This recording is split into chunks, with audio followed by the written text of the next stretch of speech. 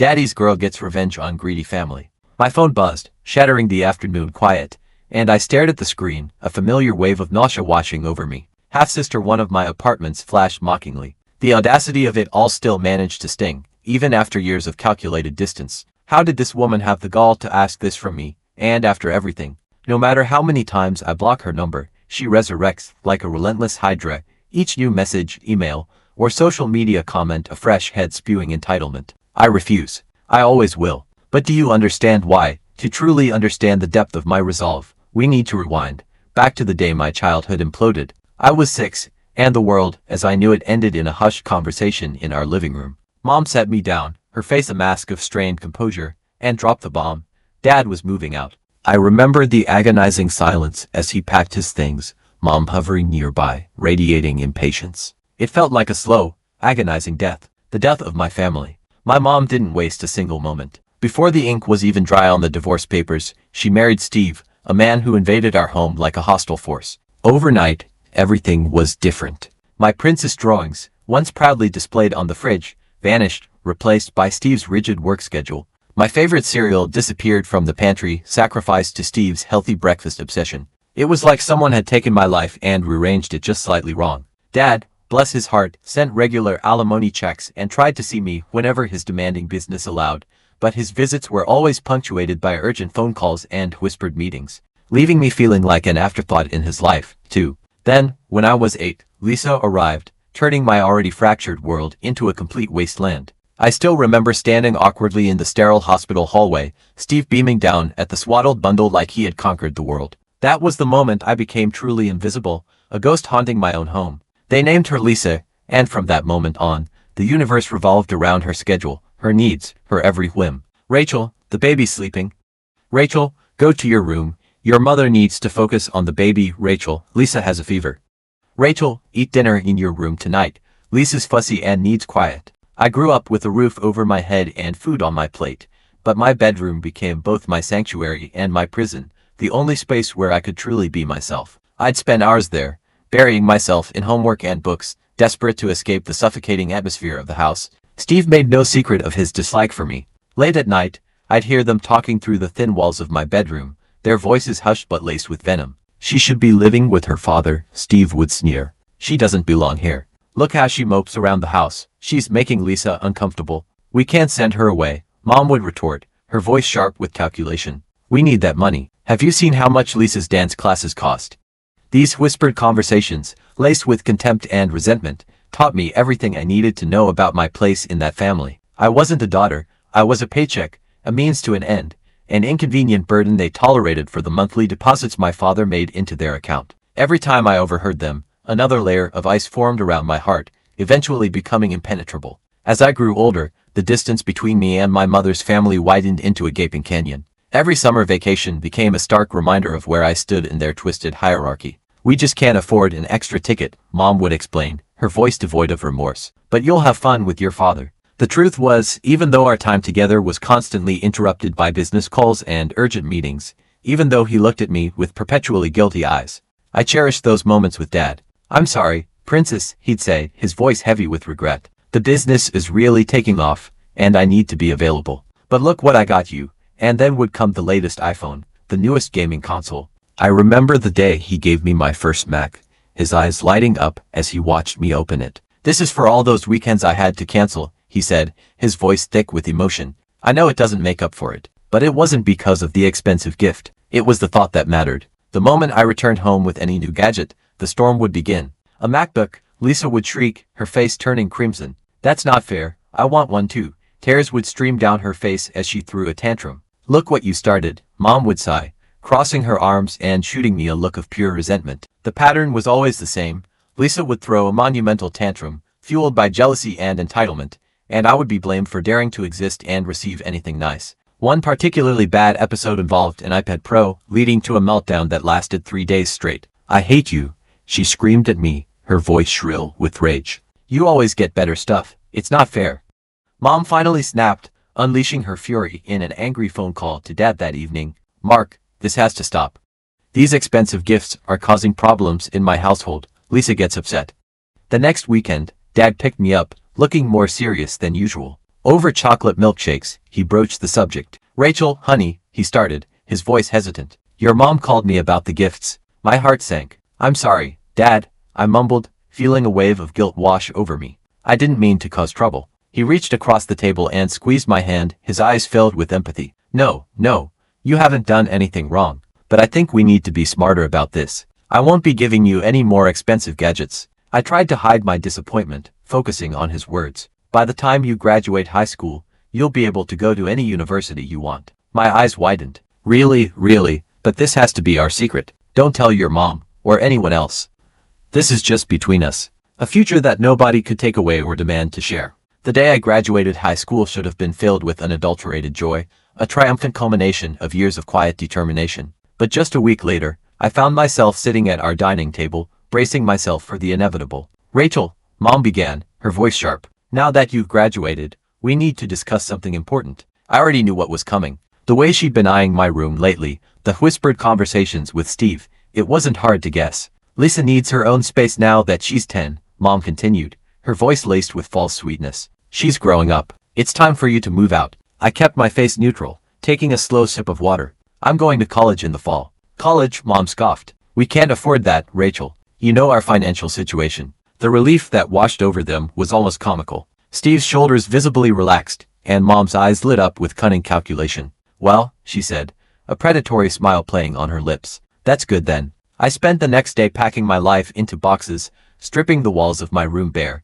the silence a deafening contrast to the turmoil brewing inside me. Through the thin walls, I heard them celebrating. Finally, Steve exclaimed, his voice laced with triumph. No more dealing with Mark's daughter, and the alimony payments will stop too. I know, Mom replied, her voice dripping with satisfaction. I was worried we'd have to keep her around longer. This worked out perfectly. Dad had taken a whole week off work, the first real vacation he'd had in years. As my hometown faded beneath the clouds, he squeezed my hand. I thought we could use some father-daughter time before college starts, he said, his voice filled with a longing I understood all too well. For the first time in years, his phone stayed off. We spent our days on the beach, building sandcastles and laughing like we hadn't in years. In the evenings, we explored charming seaside towns and ate ice cream under the stars. One night, as we watched the waves crash against the shore, he broke the silence. I'm sorry it took me so long to do this, he said quietly, his voice thick with emotion. I leaned my head against his shoulder, feeling a sense of peace I hadn't known was possible. It doesn't matter, Dad, I whispered. This is what matters. College felt like breathing fresh air after years of suffocation. I moved into my dorm room that fall, armed with determination and the knowledge that Dad had my back, but I wanted to stand on my own 2 feet too. Rachel, you don't have to work, Dad insisted during one of our calls. I can send you a monthly allowance. I know, Dad, but I want to. It feels good earning my own money. Between classes, study sessions, and my part-time job at the campus cafe, my coworkers became my friends, my chosen family. I loved the rhythm of my new life, the early morning study sessions before my first class, the camaraderie of my coworkers. Dad's business was booming, and during holidays, I'd stay with him, finding a sense of belonging I'd never experienced before. We'd spend evenings in his home theater, watching classic movies and laughing until our sides ached. I have something special planned for when you graduate, he'd say with a mysterious smile, his eyes twinkling with excitement. Dad, paying for my college is already more than enough, I'd protest, but he'd just wave my concerns away. Every time I visited, the house felt more and more like home. I had my own room there, decorated exactly how I wanted it. Something I'd never been allowed to do in my mother's house. He even gave me a key, telling me I could come anytime, even when he was away on business trips. Meanwhile, on my mother's social media, my existence was practically erased. Her feed was a shrine to Lisa, filled with dance recitals, school events, and family vacations, all meticulously curated to paint a picture of perfect domesticity. Sometimes, a distant relative would innocently comment, "How's Rachel doing?" Haven't seen her in ages, but their inquiries were always met with vague, dismissive responses. She had no idea I was making the dean's list every semester, didn't know I'd been promoted to shift supervisor at the cafe, couldn't tell you what I was majoring in or who my friends were. My life had become a fill-in-the-blank space in her story, a void she chose to ignore. I threw myself into my studies, determined to make the most of the opportunity Dad had given me. Between classes and work, I even found time to tutor younger students in economics, sharing my knowledge and passion with others. My professors started talking about graduate school possibilities, and for the first time, I dared to dream of a future beyond my wildest imaginations. Then, one day, scrolling through Mom's Facebook page, I saw a photo of Lisa's 12th birthday party. The house was decorated with balloons and streamers, and Lisa was surrounded by friends, all beaming at the camera. "Our little princess is growing up so fast," Mom captioned the photo, her words a stinging reminder of my own forgotten childhood. Graduation day was bright and sunny, a perfect reflection of the hope and optimism filling my heart. After the ceremony, while families took photos and celebrated, Dad pulled me aside, his eyes twinkling with that familiar mysterious smile. "Close your eyes and hold out your hands," he instructed, his voice filled with excitement. I felt something metallic drop into my palm, followed by the crinkle of paper. Opening my eyes, I saw a set of keys with a small envelope attached. "What's this?" I asked, my voice trembling with anticipation. He simply grinned and nodded towards the envelope. Opening it, I found an address. "Your graduation present," he said, his voice thick with emotion. "An apartment in your name, back in your hometown, fully furnished and ready for you to move in." I burst into tears, throwing my arms around him. "Dad, this is too much." He hugged me tight, his voice filled with pride. "Nothing's too much for my little girl." The apartment was perfect, modern, spacious, and located in a quiet, tree-lined neighborhood. I found a job at a local marketing firm and settled into a comfortable routine, a simple, peaceful existence free from the drama and negativity that had plagued my childhood.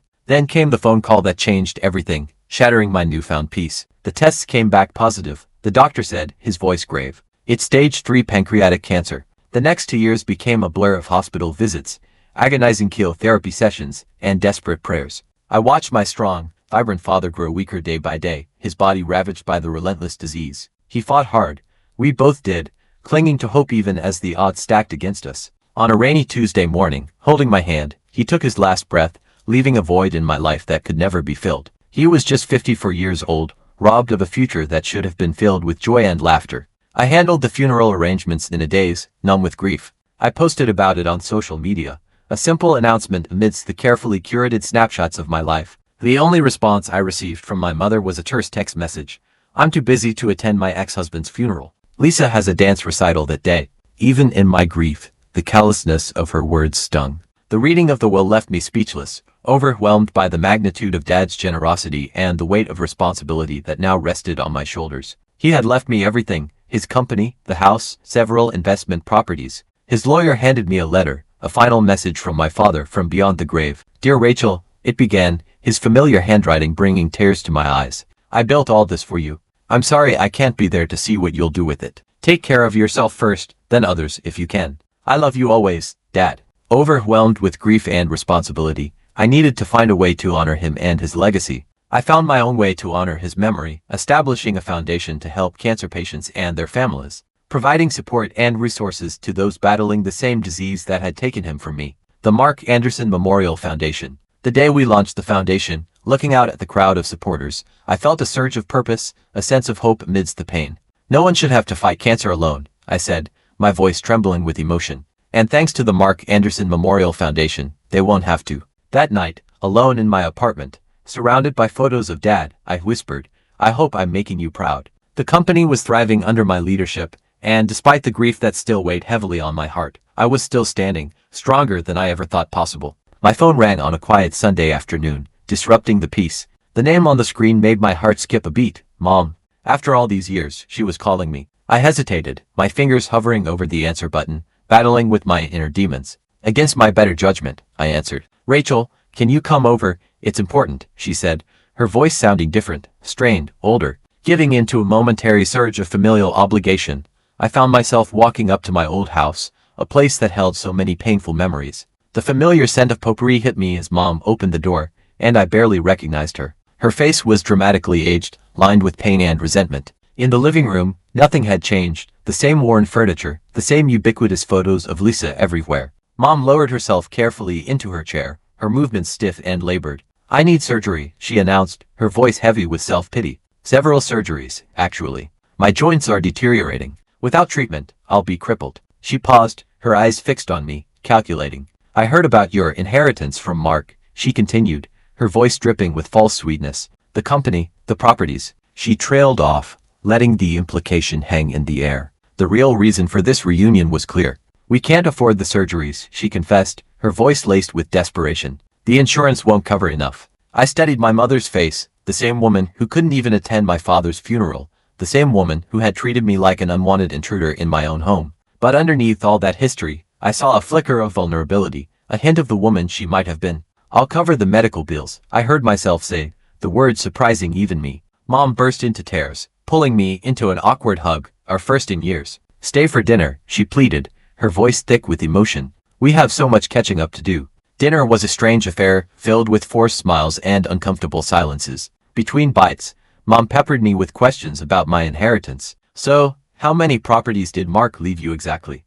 Is the company doing well? Are you selling any of the assets?" "The estate is quite complicated," I replied, my voice carefully neutral, deflecting her probing questions. Lisa watched the entire exchange with sharp eyes, her expression unreadable. As I drove home that night, I questioned my decision. Had I made the right choice? I had the means to help, and some small part of me still hoped that maybe, just maybe, we could rebuild some semblance of a relationship. The next day, I contacted the hospital to arrange payment for Mom's surgeries, ensuring she would receive the best possible care. Whatever happened next, I know I had done the right thing. The surgeries were successful, and I paid each medical bill without question, fulfilling my promise without hesitation. Within months, the invitations started coming, a constant stream of requests for my presence in their lives. "Rachel, come for Sunday dinner." "Rachel, we're having a barbecue." "Rachel, Lisa misses you." Each visit felt like walking on eggshells, navigating a minefield of unspoken resentments and veiled expectations. Mom would reminisce about my childhood, selectively remembering the good moments and conveniently forgetting the bad, rewriting history to fit her narrative. "We're finally a family again," she'd say, reaching for my hand across the table, her eyes glistening with crocodile tears. On Lisa's 16th birthday, I bought her the latest iPhone, top model, all the bells and whistles. Maybe it was an attempt to bridge the gap between us, or maybe I just wanted to give her something I knew she'd like, a peace offering after years of strained interactions. The party was a small affair, just the four of us. No friends, no other relatives. Mom had insisted on keeping it intimate, a carefully curated tableau of family harmony. Lisa unwrapped the iPhone with barely concealed disappointment. "Oh, thanks," she said flatly, setting it aside without even opening the box. She kept glancing at Mom, as if waiting for something more. "Rachel, sweetheart," Mom began, her voice dripping with false affection. "The phone is lovely, but we were thinking you could give Lisa something more substantial." I paused, my fork halfway to my mouth, a knot forming in my stomach. "What do you mean?" I asked, my voice barely a whisper. "Well," Mom continued, her voice carefully casual, "Lisa's graduating from college soon. Wouldn't it be nice if she had her own place? You have so many apartments, surely you could spare one for your sister." The room went silent, the air thick with unspoken expectations. I slowly set down my fork, my mind racing, trying to process the sheer audacity of her request. All those family dinners, the sudden interest in my life, the carefully orchestrated attempts at reconciliation, it was all a charade, a calculated manipulation to get their hands on my money. "I won't be giving away any of my properties," I said quietly, my voice trembling with anger. Mom's sweet expression faltered, replaced by a mask of cold calculation. "But Rachel, it's your sister," she exclaimed, her voice rising in pitch. "Surely your father would have wanted you to help her out." "Don't," I cut her off, my voice sharp with warning. "Don't you dare tell me what my father would have wanted."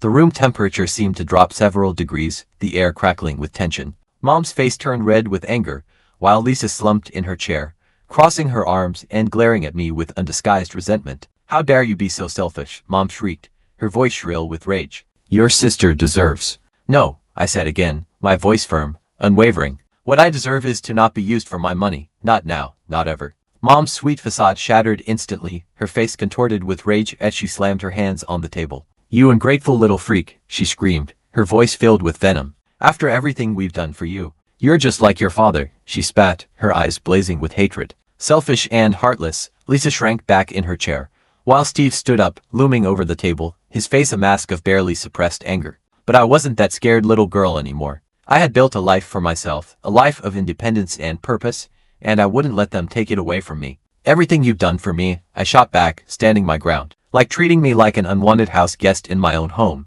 You were never part of this family. You were always in the way, always causing problems. And now you have all this money and won't help your own sister." I grabbed my purse and headed for the door, my heart pounding in my chest. Turning back one last time, I delivered my final verdict. "Don't call me again. Don't message me. Don't try to contact me through relatives. We're done." That was over a year ago. Now, I sit in my office, the afternoon sun streaming through the window, trying to focus on the task at hand. But Mom's messages keep popping up on my phone, a constant reminder of the drama I thought I'd left behind. They started coming a week after that disastrous dinner, a relentless barrage of guilt trips and veiled threats. Please, Rachel, we're family. Your sister misses you, we can work this out. Sometimes, late at night, I catch myself wondering if I'm being too harsh, if I should give them another chance, if blood is truly thicker than water. But then I remember Dad's words from his letter, take care of yourself first, and I know that I made the right decision. So that's what I'm doing. The company is thriving under my leadership, the Cancer Foundation is helping dozens of families, and my life is full of meaning and purpose. Yesterday, I received an invitation to Lisa's graduation, a glossy card adorned with her smiling face. Please come, it read. We can start over. I dropped it in the shredder without a second thought. Some people say blood is thicker than water, but I've learned that sometimes cutting ties is the only way to survive. Do you think I handled this situation correctly? Was I justified in cutting off all contact with my mother and sister after their demands for my inheritance? Should I have given them another chance, or was I right to prioritize my own well-being? I'm genuinely curious to hear your opinions and perspectives on this complicated family dynamic.